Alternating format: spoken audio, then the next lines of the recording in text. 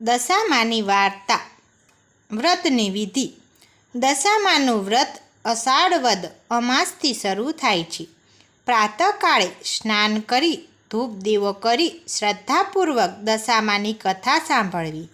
10 દિવસ સુધી નકોરડા ઉપવાસ કરવા. માટીની સાંઢળી બનાવી તેનું પૂજન કરવું. 10મે દિવસે એ સાંઢળીને નદીમાં પધરાવવી. 5મા વર્ષે વ્રતનું ઉજવણું કરવું. યથાશક્તિ સોનું, ચાંદી કે પંચધાતુની સાંઢળી બનાવરાવી બ્રાહ્મણને દાનમાં આપવી. વસ્ત્રદાન કરવું. દક્ષિણા આપવી. ભક્તિભાવપૂર્વક દશામાનું વ્રત કરનારની સુખ, શાંતિ અને સમૃદ્ધિ જળવાઈ રહે છે. વાર્તા. સુવર્ણપુર નગરીમાં અભયસેન નામે ઘણો જ ગર્વિષ્ઠ રાજા રાજ કરતો હતો. નગરની સમૃદ્ધિનો પાર ન હતો. રાજાની ગુણિયલ, સંસ્કારી અને અતિ સુશીલ તથા રૂપવતી રાણીનું નામ અનંગસેના હતું. રાણી ઘણી જ નમ્ર અને ધર્મિષ્ઠ હતી. એ ઘણીવાર રાજાને અહંકાર ન કરવા સમજાવતી, પણ રાજા એની વાત કદી ન સાંભળતો. એક દિવસ રાજમહેલના ઝરૂખે બેઠેલી રાણીએ નદીના કિનારે સ્ત્રીઓને વ્રત કરતી જોઈ. તેથી રાણીએ કુતૂહલવશ થઈ તરત જ દાસીને આજ્ઞા આપી કે નદી કિનારે સોળે શણગાર સજીને ટોળે વળેલી સ્ત્રીઓ શું કરે છે એ જાણી લાવો. દાસી દોડતી દોડતી સ્ત્રીઓ પાસે ગઈ અને પૂછવા લાગી, તમે બધા શું કરો છો? ત્યારે એક સ્ત્રીએ જવાબ આપતા કહ્યું, અમે દશામાનું વ્રત કરીએ છીએ. આ વ્રતની વિધિ એવી છે કે સૂતરના 10 તાર લઈ 10 ગાંઠ વાળવી, ગાંઠે ગાંઠે કંકુના ચાંદલા કરવા. ત્યારબાદ સ્ત્રીએ વ્રત ક્યારે કરવું, કેવી રીતે કરવું વગેરે જણાવ્યું. દાસીએ મહેલમાં આવીને રાણીને બધી વાત કરી. ધાર્મિક સ્વભાવની રાણીને પણ આ વ્રત કરવાની ઈચ્છા થઈ. મનથી વ્રત કરવાનું નક્કી કર્યું. એણે રાજાને આ વાત જણાવી તો અહંકારી રાજાએ ના પાડી દીધી અને કહ્યું, આ વ્રત તો ગરીબ ગુરબા માટે છે. તારે તો ઘણી સાહ્યબી છે. ધન દોલત, નોકર ચાકર, બાગ બગીચા, રાજપાટ બધું છે. માટે આ વ્રત કરવાનું જ છોડી દે. રાજાના અભિમાન ભર્યા વચન સાંભળી રાણીનું દિલ દુભાયું. એ જાણતી હતી કે ગમે તેવી સમજાવટ છતાં અભિમાની રાજા એકનો બે થવાનો નથી. રાજાએ અહંકાર, ગર્વ અને અભિમાનમાં ચકચૂર થઈને દશામાના વ્રતનું અપમાન કર્યું. તેથી દશામાના ક્રોધનો પાર ન રહ્યો. માએ રાજાના સપનામાં આવીને એક જ શબ્દ કહ્યો, પડું છું. બીજા જ દિવસે પડોશી રાજા લાવ લશ્કર સાથે ચડી આવ્યો. આવા અણધાર્યા હુમલાથી રાજા અભયસિંહ ગભરાયો. જીવ બચાવવા માટે રાણી અને બંને કુંવરોને લઈને જંગલના રસ્તે ભાગ્યો. રાણી અનંગસેના મનમાં સમજે છે કે પોતાના પતિએ કરેલા દશામાના વ્રતના અપમાનથી આ દશા પ્રાપ્ત થઈ છે. ઘોર જંગલમાં રાજા રાણી ઉઘાડા પગે ચાલ્યા જાય છે. પગમાં કાંટા કાંકરા ભોંકાય છે. દુઃખ અને થાકનો પાર નથી.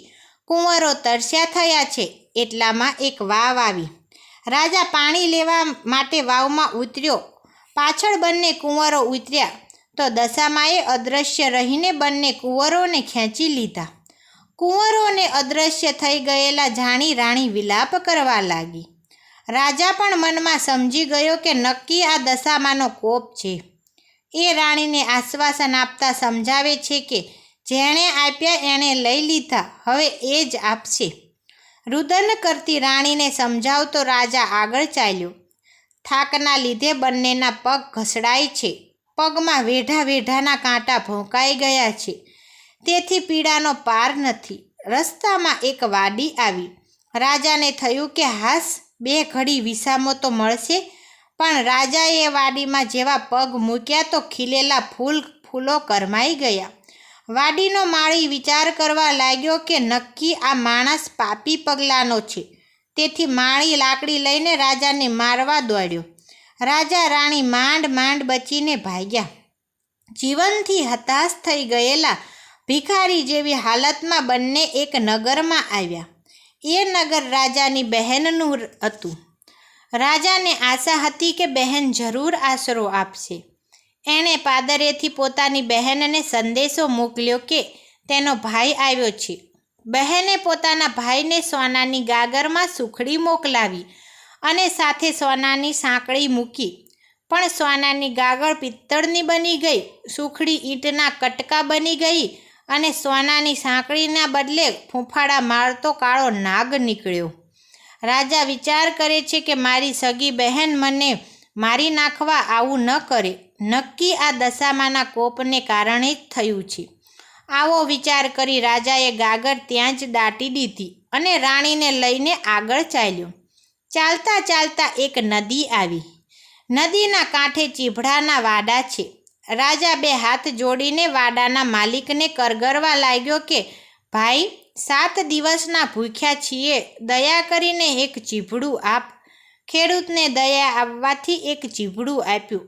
રાજાએ નક્કી કર્યું કે આગળ જઈને થોડો વિશ્રામ કર્યા પછી ચીભડું ખાવું અને ભૂખ સમાવવી.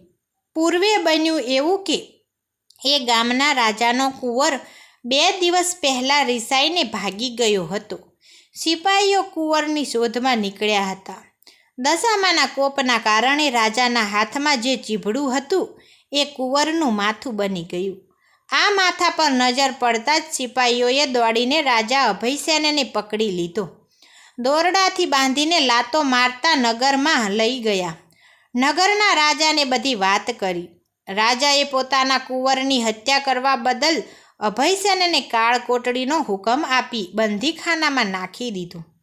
રાજા વગર વાકે કેદ થયો.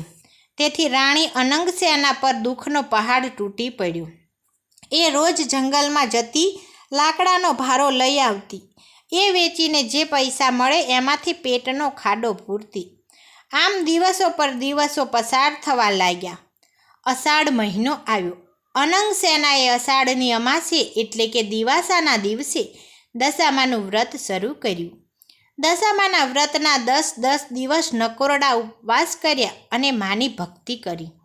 રાણી અનંગસેનાની અપાર ભક્તિ જોઈ દશામાનો કોપ શમી ગયો. માએ રાણીને આશીર્વાદ આપતા કહ્યું કે કાલે તને તારો પતિ પાછો મળશે. એ જ રાત્રે દશામાએ નગરના રાજાને સપનામાં જઈ આદેશ આપ્યો કે ત્યાં નિર્દોષ માણસને કેદમાં પૂર્યો છે. તારો કુંવર તો એના મોસાળમાં લીલા લહેર કરે છે. સવારે પાછો આવી જશે. સવાર પડતા જ દશામાની કૃપાથી કુંવર પાછો આવી ગયો. રાજાએ જાતે જઈને અભયસેનને બંદીખાનામાંથી મુક્ત કરી ક્ષમા માગી. એટલું જ નહીં, ખૂબ ધન પણ આપ્યું. રાજા રાણી રથમાં બેસી સુવર્ણપુર આવવા નીકળ્યા. રસ્તામાં બહેનનું નગર આવ્યું. રાજાને પેલી ગાગર યાદ આવી. પાદરે આવીને ખાડો ખોદીને જોયું તો પિત્તળની ગાગર સોનાની બની ગઈ હતી.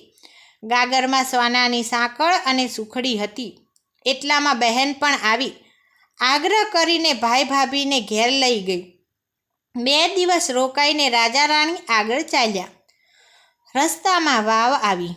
જોયું તો વાવના કાંઠે દશામાં વૃદ્ધ ડોશીનું રૂપ ધારણ કરીને ઊભા છે. બંને કુંવરો એમની આંગળી પકડીને ઊભા છે. રાજા રાણી તરત જ માતાજીને ઓળખી ગયા અને લાકડીની જેમ માના પગમાં પડ્યા.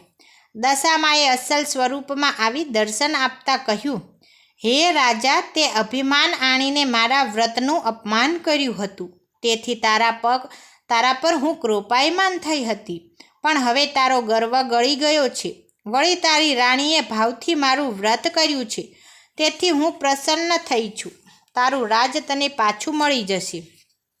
માં કરતો રાજા અભયસેન દશામાના પગમાં આળોટી પડ્યો અને બોલ્યો, માં, હે દયાળી, કળિયુગમાં તમારી કારમી કસોટીમાંથી કોઈ પાર ઉતરી નહીં શકે.